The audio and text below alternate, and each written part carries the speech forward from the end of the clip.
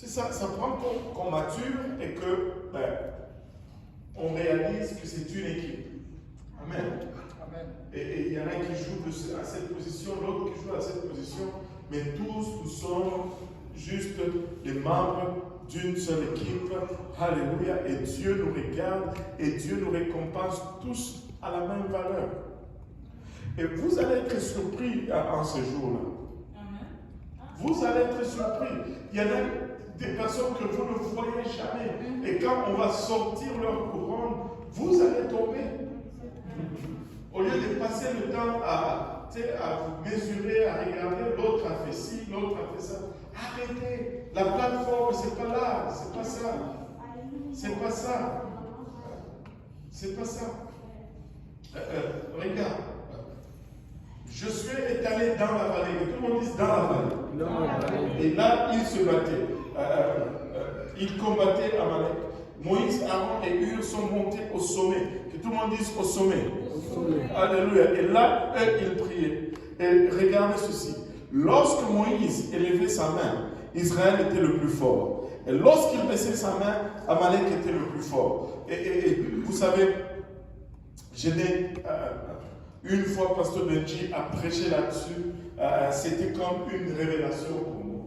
La bataille ne dépendait pas de Josué qui était dans la vallée, mais la bataille dépendait des mains des dirigeants. Quand les mains des dirigeants étaient fortes et élevées, on gagnait. Mais quand les mains des dirigeants étaient faibles et fatiguées, on perdait. Et si nous pouvons avoir cette révélation, au lieu de combattre les dirigeants, au lieu de le dénigrer et le soutenir, vous allez voir que nous allons gagner des batailles. Je n'ai jamais vu quelqu'un prospérer en dénigrant son dirigeant. Je n'ai jamais vu quelqu'un prospérer en parlant contre ses dirigeants. Il y en a qui s'attirent des malédictions. Écoute, je ne suis pas en train de dire que les dirigeants sont parfaits, ils sont toujours en train de faire la bonne chose. Et ils se trompent aussi. Comme vous vous trompez aussi, mais tous nous héritons de la même grâce et de la même miséricorde devant Dieu. Alléluia. Et si nous les soutenons, nous allons voir que nous allons aller en avant. Nous allons aller en avant. Toujours critique. On mange les dirigeants au souper, à midi, au petit déjeuner. Pitié.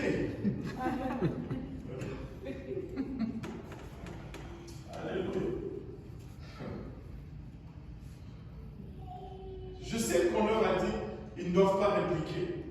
Mais ce n'est pas pour autant qu'on doit les abuser. Amen. Faut pas. Alléluia. Soutenez les dirigeants. Et tu sais, une autre chose. Tu sais, il faut suivre la vision. Il faut suivre la vision. Sinon, tu ne vas aller nulle part. Ça ne va pas marcher. Ça ne va pas marcher. Et quand le maître de Moïse fatiguait, Amalek perdait. Quand Moïse élevait ses mains, Amalek perdait. Et là, qu'est-ce qu'ils ont fait? Aaron et Hur n'ont pas dit, bon, nous aussi, nous pouvons prier. Ils n'ont pas dit, nous aussi, nous pouvons élever nos bras. Et par nos bras élevés, Israël peut aussi vaincre. Non, ils ont mis une pierre en dessous de Moïse et ils ont levé le bras de Moïse. Waouh! Waouh! Quelle révélation! Moi aussi, je peux prier. Gna, gna, gna, gna. Oui, tu peux prier. Mais ce n'est pas comme ça que Dieu fonctionne. Vous savez qu'il y a des gens qui prient tellement qu'ils deviennent orgueilleux parce qu'ils prient beaucoup. Tu vois quelqu'un qui prie, mais il ne change pas. Il prie, mais il ne change pas. C'est parce qu'il prie dans l'orgueil.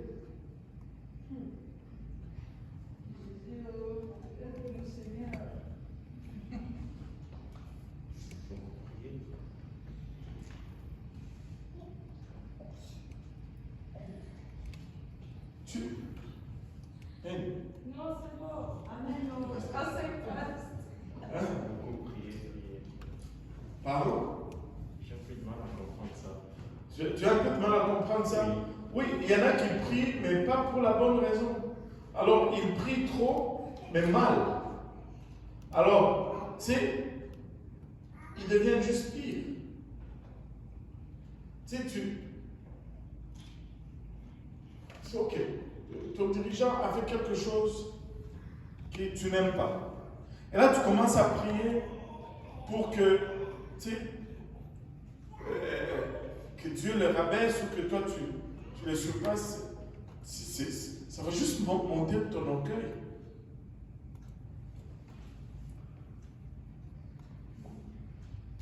C'est pas clair? C'est clair, mais j'avais une autre question dans les mêmes sens en fait. Oui. Dans les cas des Aaron et Myriam, c'est ça? Quand ils ont parlé contre Moïse en fait. Quelle devrait être leur attitude? Est-ce qu'ils devaient prier ou ils devaient voir Moïse en secret comme discuter, échanger avec lui par rapport à sa cause ou juste? Mais peut-être qu'ils auraient pu juste aller le voir, ou peut-être qu'ils auraient juste pu s'occuper de leurs affaires. Je ne sais pas. En tout cas, ce qu'ils ont fait, ils ne devaient pas le faire. Oui. Parce que c'est touchy, dans le sens que oui, ce qu'ils ont fait, ils ne devaient pas le faire. Mais Moïse a quand même pris une femme étrangère. Dieu venait de lui donner des commandements. Et c'est quand même lui qui est à la tête. Il devait donner l'exemple. Et là, tu le vois, le prendre une femme étrangère. C'est justement ce que je disais tout à l'heure. C'est son problème. Toi, qu'est-ce que tu as à voir là-dedans?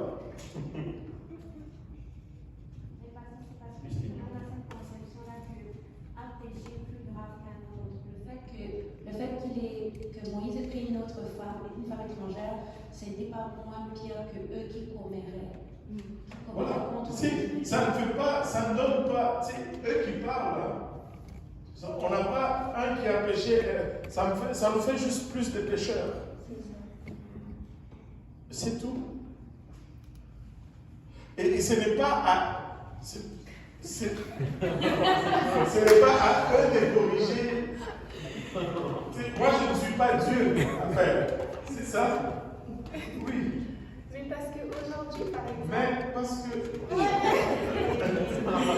Mais parce que si on va dans ce raisonnement, c'est comme si on acceptait. Aujourd'hui, il y a beaucoup de débordements. On voit souvent des pasteurs qui font vraiment, on peut dire n'importe quoi, qui abusent vraiment des gens de leur église et qui ont des comportements comme ça. Et là, c'est comme.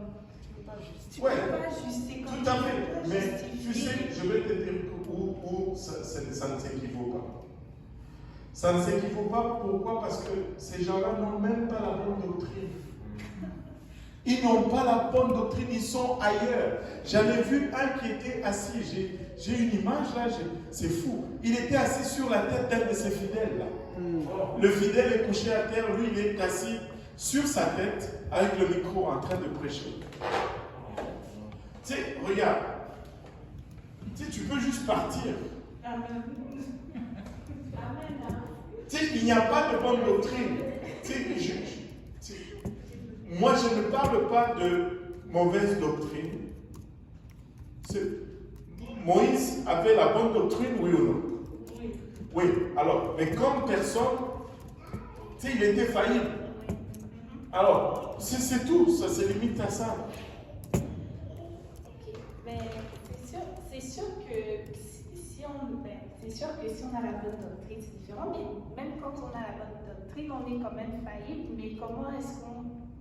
c'est quoi le comportement? Ça revient un peu à la question. C'est quoi le comportement que les gens doivent avoir? La première des choses, c'est que tu pries pour lui. Tu ne dois pas murmurer. C'est ça, je vais dire aussi. Tu pries pour lui. Eux, ils sont allés commérer. C'est pas ça. Ben, prie pour lui. Lui aussi a besoin d'être sauvé. Vous voulez sauver tout le monde, mais vous ne voulez pas que lui soit sauvé. C'est comme le monde entier, on va sortir pour les évangiles. Mais lui aussi, il a besoin de salut. Attends un peu, il y a un moment, tu mec qui voulait dire quelque chose. Et puis après, Oh, mais c'est chaud là. Vous voulez crucifier les dirigeants. Vous voyez, j'ai savais que vous allez après les dirigeants. Oui, maman, oui, je vais vous expliquer moi comment on prie mal. Parce que j'ai besoin de ça. Ouais. Tu sais, je méditais là-dessus vraiment la semaine passée. Et c'est revenu à plusieurs reprises. Vous ne recevez pas parce que vous priez mal. Mais vous savez, c'est là dans la parole de Dieu, ce n'est même pas loin. Vous priez pour satisfaire vos propres convoitises. Tu sais, nos prières, en premier, ne doivent pas être pour nous. Il y a des gens qui, je vous dis, ils prient pour que Dieu ils utilisent pour faire un miracle. Ils prient et ils sèchent. Et ils sont sincères. Ils vont te dire, ils sont sincères. Mais c'est parce que tu pries pour. Tu sais, c'est pour ta propre convoitise. C'est où est la compassion de la personne qui souffre. C'est donc, pour que Dieu te fasse plaisir, il faut que quelqu'un souffre. Waouh!